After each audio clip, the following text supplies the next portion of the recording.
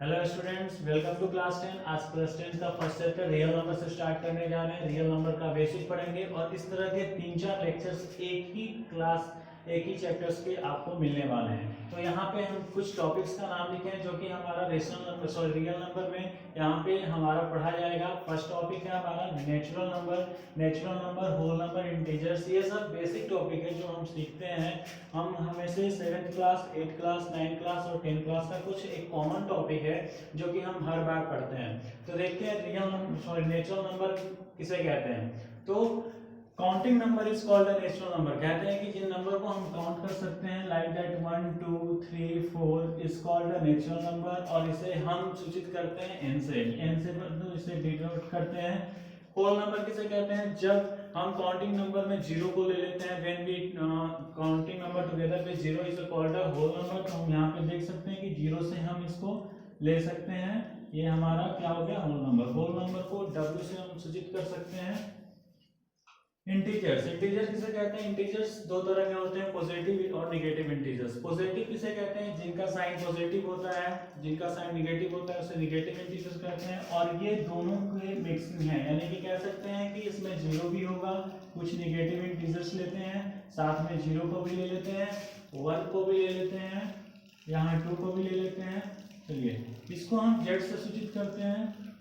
इस चीज को ध्यान दीजिएगा, इंटीजर्स को हम z से सूचित करते हैं। फ्रैक्शन, जब हम किसी नंबर को p/q के रूप में लिखते हैं उसे रेशनल नंबर कहते हैं। उसी का एक फॉर्म फ्रैक्शन भी है। फ्रैक्शन को भी हम डिनोमिनेटर और डिनोमिनेटर के रूप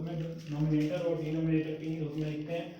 तो फ्रैक्शन से ही डेसिमल, अगर फ्रैक्शन को किसी नंबर से, सपोज यहाँ पे कोई नंबर है 2/5, एग्जाम्पल में देखते हैं 2/5 कोई नंबर है, और 2/5 को अगर हम किसी डेसिमल में चेंज करना चाहेंगे तो डेसिमल में डिनोमिनेटर 5 को 2 से हम यहाँ पे एक जीरो देंगे क्योंकि ये छोटा नंबर है 5 से, और 4 टाइम्स में ये डिविजिबल हो जाएगा। तो 0.4 एक एग्जांपल दे सकते हैं डेसिमल का। तो मेन हमारा बेस ये था, और इसको खत्म करने के बाद हम क्लास 10 के जो मेन टॉपिक हैं इस चैप्टर के, कि डेसिमल दो तरीके के होते हैं, एक टर्मिनेटिंग डेसिमल होते हैं, एक नॉन टर्मिनेटिंग डेसिमल होते हैं।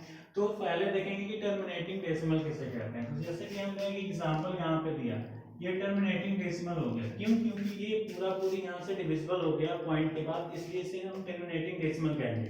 लेकिन कुछ ऐसे हैं नंबर्स जो पॉइंट के बाद डिविजिबल नहीं होते हैं, उसे हम नॉन टर्मिनेटिंग डेसिमल कहते हैं। तो उसका भी कुछ एग्जांपल्स हैं हमारे पास जो नॉन टर्मिनेटिंग है, लाइक दैट 0.3 एक डेसिमल है जो नॉन टर्मिनेटिंग है। अगर हम सपोज 100 को 3 से डिविजिबल करते हैं तो ये एक तरह का एक श्रृंखला यहाँ से सीरीज चलता जाता है और ये कभी आपस में डिविजिबल नहीं होता। तो यहाँ से नॉन टर्मिनेटिंग डेसिमल को हम ले सकते हैं।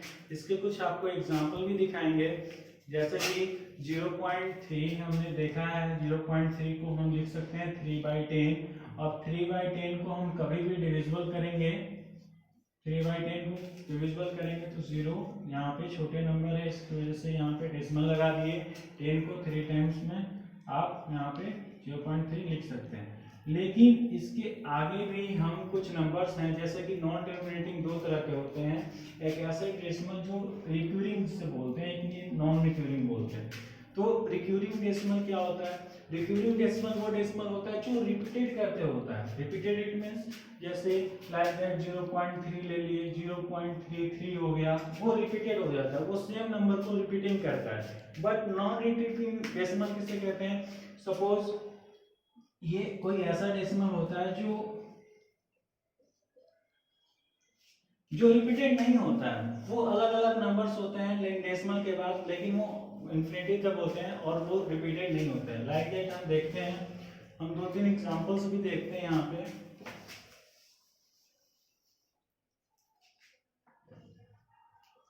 √2 का वैल्यू होता है, वैसे हम लोग ने पढ़ा है 1.141 √2 का वैल्यू होता है, लेकिन इसके आगे भी वैल्यूज होता है जिसको हमने पढ़ा नहीं है।